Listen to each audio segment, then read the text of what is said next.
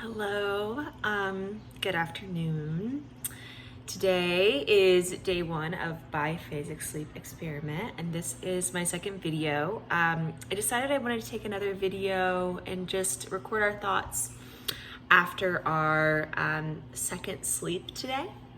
So I don't know if I'm gonna keep this up every day. I think it's just gonna depend on how it goes, how we're feeling, if it feels meaningful or not to include another video. But for now, I think that it's useful. So it is 5:42 on June 1st, 2020.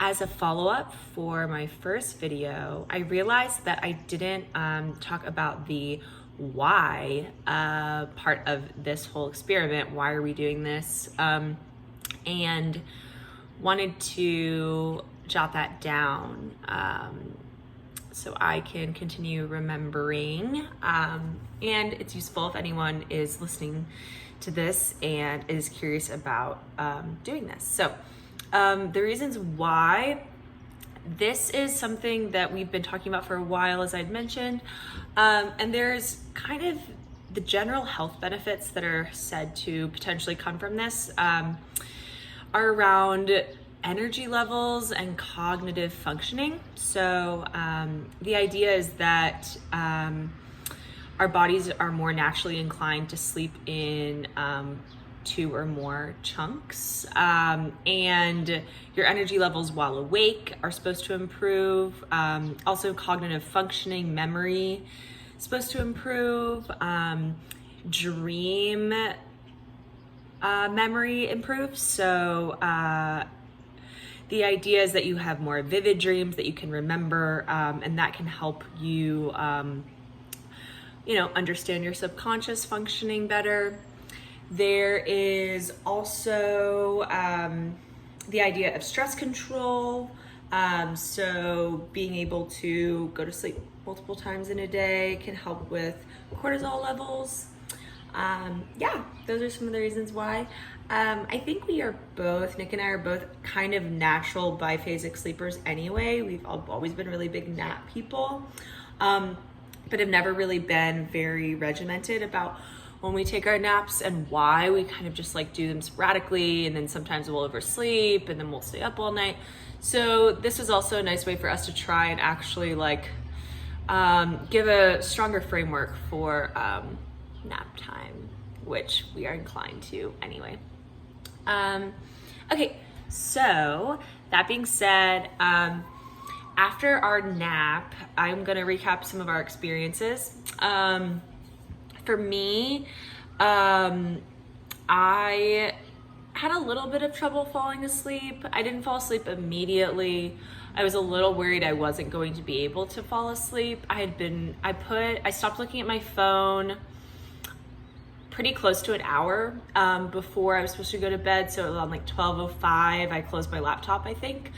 And we're both aiming on definitely no screens an hour before sleep. And I was reading. I did look at my phone to make sure my alarm was set and to make sure I knew what time it was. So that happened.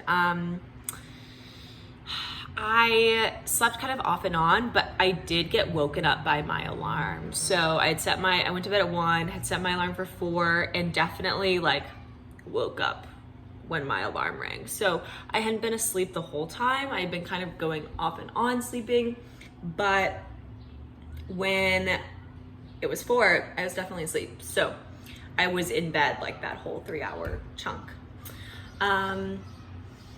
I had really vivid dreams, and it was crazy. I felt like I was having this dream that felt like it had been connected to past dreams. When you have a dream and you're like, oh my gosh, this is solving this problem that has been happening for so long, blah, blah, blah. I can't believe this is happening. It was all in my dream, but it was very intense. And I feel like it felt, even when I woke up, it felt conclusive in some way. I had processed something, I'd done something. So that was nice. for Nick, he did not have any trouble falling asleep. He was really sleepy when he went to bed. He had been reading for about an hour before he went to sleep, and he fell asleep right away. He had like amazing sleep, but he had this crazy experience where his dream convinced him it was 7 p.m. and convinced him that he had actually gone to sleep at 4 and was supposed to wake up at 7, and it was now 7. And he was like, oh my gosh, I should get up. And that was all in his dream. So then he woke up. So he like woke himself up around like between 2 and 2:30. Not 2:30, but not 2. And so he was sort of frustrated because he was like, oh, why did I wake myself up? So he kind of read, slept on and off, but then by 3:30, he hadn't like fully gone back to sleep. And his thinking was that there isn't really any point in trying to fully go back to sleep past 3:15, since that's the last chance for like a full cycle, that 45-minute period. Or half a cycle, I guess. Anyway, so very different napping experiences for both of us, but we both got up and we made some food. We've been good. I am doing an experiment with drinking coffee when I get up after my nap. So we're both drinking green tea when we wake up at 5 a.m., but I am experimenting with drinking coffee when I wake up from my nap. I got distracted though, and we were cooking, and so I didn't make my coffee till 5:20, but I've had my heart set on it all day. So I made it anyway. So we'll see what that does. My goal, like the way I was thinking about it, was that I wouldn't drink coffee past 5. Like the 4 to 5 range was my range for drinking coffee, but I had to drink it at 5:20. So if I can't sleep tonight, we know why. Okay, all right, bye.